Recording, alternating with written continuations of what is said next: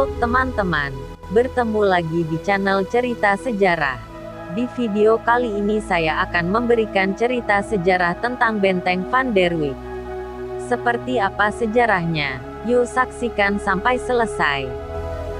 Benteng adalah lokasi militer atau bangunan yang didirikan secara khusus, diperkuat dan tertutup.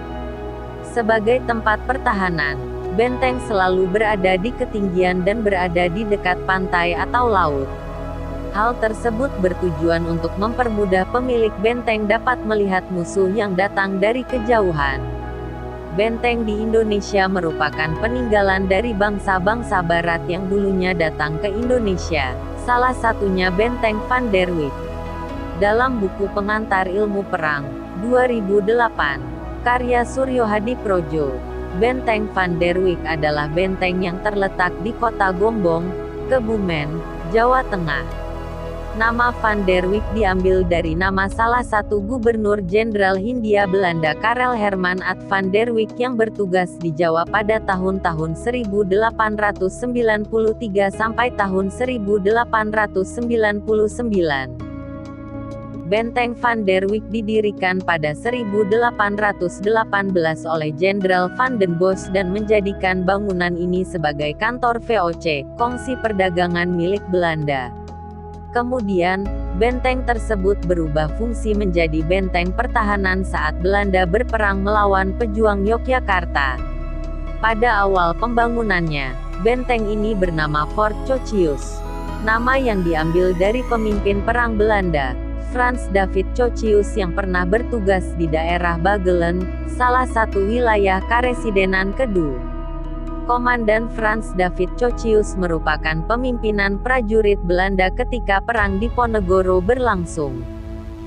Kemudian pada 1856 benteng tersebut beralih menjadi sebuah sekolah khusus anak-anak dari bangsa Eropa.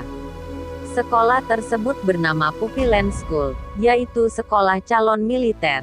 Perubahan fungsi benteng tersebut berpengaruh pada lingkungan di sekitar benteng, yaitu mulai tumbuh pemukiman militer di sekitar benteng. Kemudian benteng tersebut berganti nama menjadi Van der Wijk hingga sekarang. Nama tersebut berasal dari nama komandan yang saat itu memiliki karir yang cukup cemerlang untuk membungkam perlawanan rakyat Aceh.